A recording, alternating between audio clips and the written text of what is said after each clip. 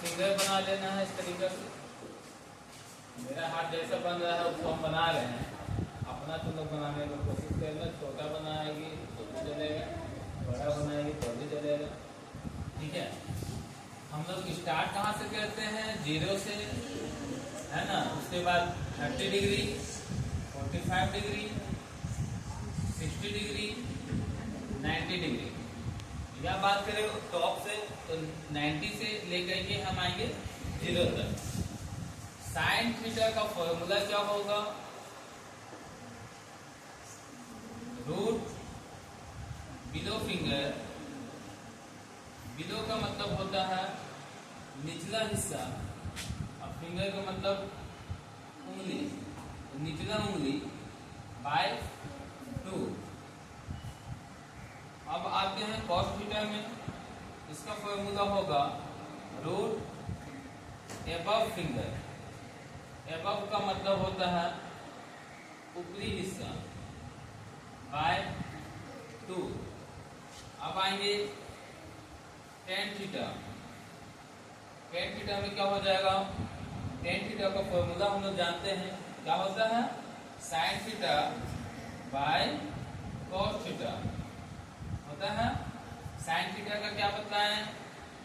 Below finger by 2 और ये divide. उसके बाद कॉस थीटा का क्या बताएं? Above finger by 2।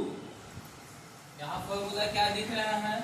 a by b divided by c by d के जैसा। इसका फॉर्मूला क्या बन जाता है? a बाय बी अपने जगह रहता है, a डिवाइड चेंज होता है इनटू में, d जाता है कहाँ? ऊपर, और c आता है नीचे। तो उस हिसाब से ये a है, ये b है, ये c है, ये d है। a b अपने जगह रह गया, d चला गया ऊपर, तो ऊपर का 2 नीचे का 2 कट जाएगा ना। तो क्या बच गया? Root below finger by root above finger. तो हम लोग टेन थीटा का फॉर्मूला क्या लिखेंगे? Root below finger by root above finger. Clear है? समझ रहा?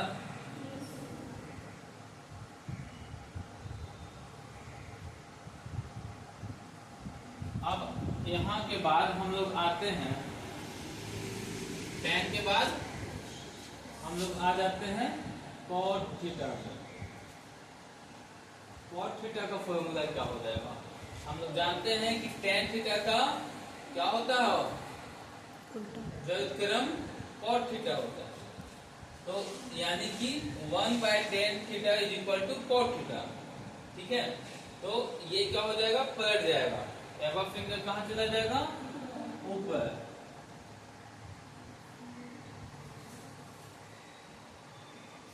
बाय रूट बिलो फिंगर, ठीक है।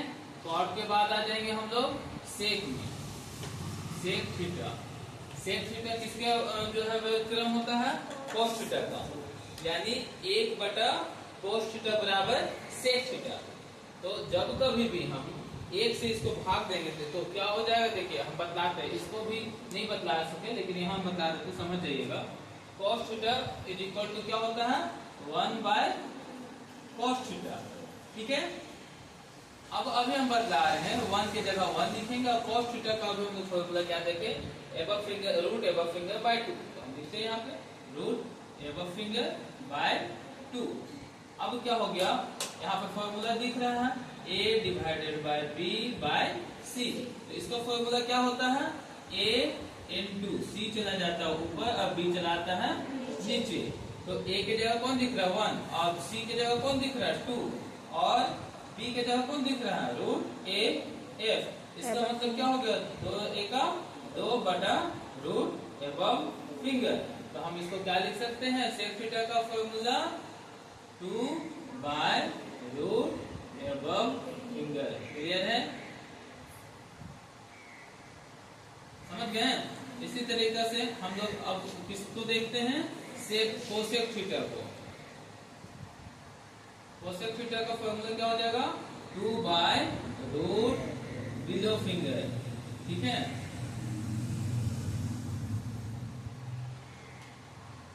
ये हो गया आपका फॉर्मूला। अब कुछ एग्जांपल्स देख ले।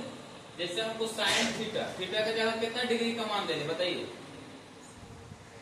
जल्दी बोलिए। 30 डिग्री, ठीक है। 30 का मान हमको लेना है, तो इस तरीके से हाथ को क्या करना है, हमको 30 वाला को फोल्ड कर देना, ठीक है। अब क्या करना है, देखो किसका हम लोग वैल्यू निकालने वाले हैं, साइन 30 डिग्री का, ठीक है। तो 30 वाला फिंगर को फोल्ड कर दिए।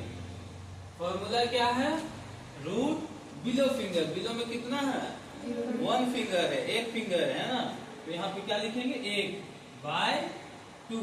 अब हम लोग जानते हैं कि 1 का वर्गमूल क्या होता है जी, 1 होता है, और नीचे में क्या आ गया, 2, तो साइन 30 डिग्री का मान होता है 1/2। क्लियर है, ठीक। अब किसका निकालते बोलिए, चलिए एक बार हम लोग कॉस का देखते हैं, ठीक है। कॉस कितना डिग्री का देख लेते हैं, 45 डिग्री का देख लेते हैं। कॉस 45 डिग्री, ये देखिए हमारा 45 फिंगर कौन है, ये फोल्ड हो गया। अब क्या बताया कॉस के लिए, रूट एबव फिंगर, एबव में कितना है देखो 2, तो यहाँ पे लिख दिए 2 बाय 2।